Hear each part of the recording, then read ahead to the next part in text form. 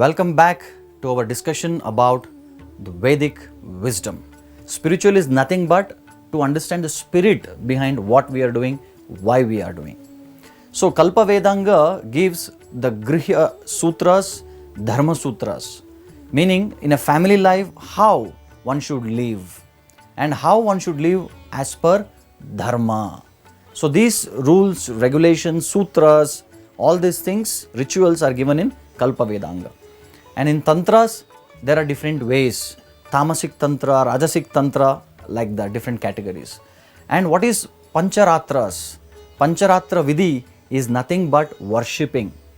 So whenever we worship God, the ritual of puja, doing arati, how many times we have to turn? So people do not know why we do arati. Why we have to do arati, first of all? Let me explain. Now, let us keep the temple or doing arati to God separately. Now, where else we perform arati in our life? Are you able to guess? Yes. Whenever a couple they get married and after the marriage they come back home, what do the parents do? Wait, don't come inside. First let us do arati. So they do arati and after the arati they throw that and they, what do? They three times they spit at that. Why they do all these things?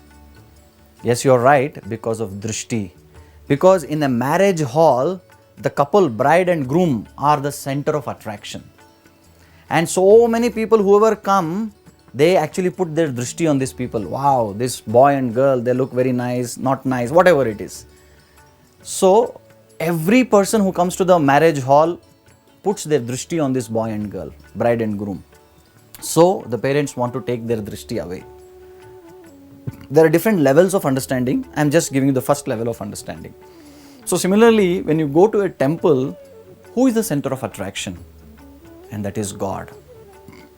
So people come and they try to take darshan of God. Darshan means actually looking at God. Now the point here is, they do arati to Lord, they don't throw it, because who can put their negative drishti on them, on God? So what do? When we do arati to God, we don't throw it, but we take that arati and put it on our head.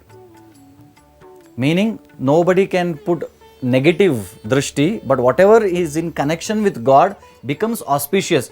Though that auspiciousness, we want to take it and put it on our head. So that is the point. Now, why to do arati? Why arati we have to do like this only? So the understanding is, we are keeping God in the center. So we are keeping God in the center and we are doing arati to God.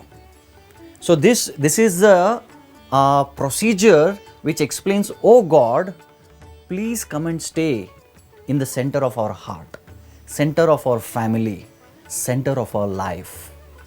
So this shows that we are inviting God, oh God, please become the center of our life. Second reason. I'll give you one more reason. So the third reason is, what is this entire creation made up of? Earth, water, fire, ether, right? Bhumir apo analo vayuhu kammano buddhirevacha ahankara iti yamme bhinna prakritirashtada. So this entire creation is made up of these five elements or panchabhutas. Bhumir, Apa, Anala, Vayuhu, Kam. Earth, water, air, fire and ether. Now, and who is the creator? God is the creator. So now we want to offer it to God something. We want to give something to God. What else in this world can we give to God? Like for a small child, he wants to give some gift to his father for his father's birthday. What the small child of 5 years can give a gift to his father? He takes 10 rupees from his father and goes and buys some chocolate, and that chocolate he offers it to his father. Father, happy birthday.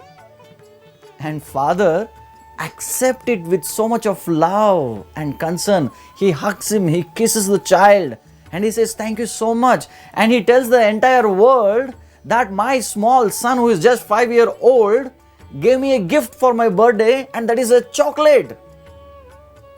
And is chocolate a very big thing in the world?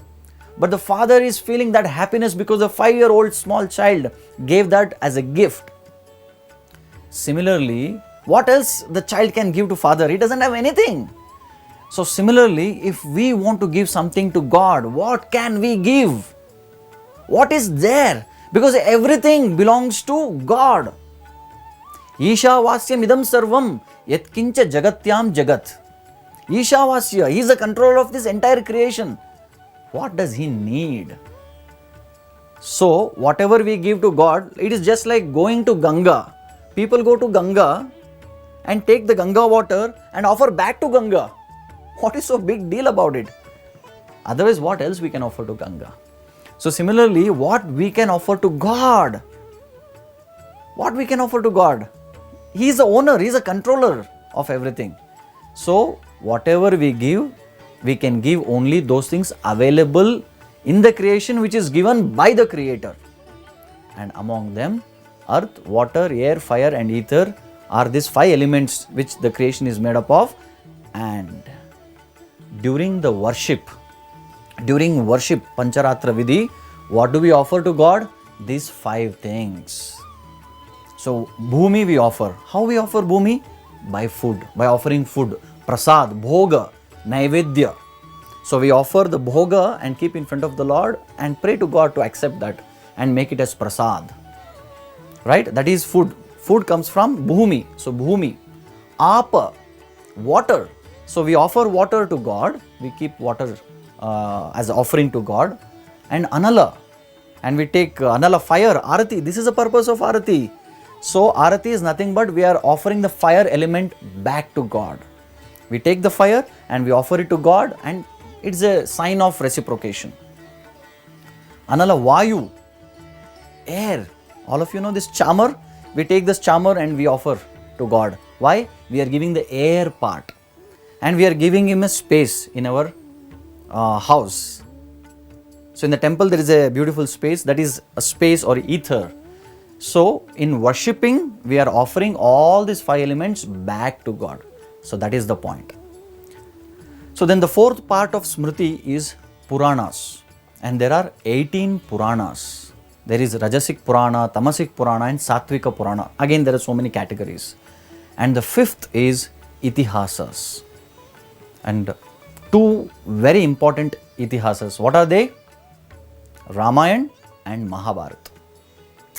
Now, those who have conversant with these things, you may get a question. What is the difference between Purana and Itihasa? Because even in Purana, we see so many stories about God and His devotees. In Puranas, there are stories, and in Itihasas also there are so many stories. What is the difference between these two? Yes, you are right. There are stories in both Puranas and Itihasas, but in Puranas, there are stories. Purana, there are one concept they will explain, and so many stories about God and His devotees are explained. But in Itihasas, the story about only one lineage. There is only one Surya Vamsha and there is Raghu Vamsha. That is Ram's Ikshvaku dynasty and Krishna's Yadu dynasty. There is no other, there is no mix and combination of different stories in Itihasa. So Itihasa is very particular discussion about only one lineage. And Puranas, you get to hear everything in one Purana. Every Purana contains so many different stories. That is the point. And then the 6th part of the Smriti is Shad Darshana.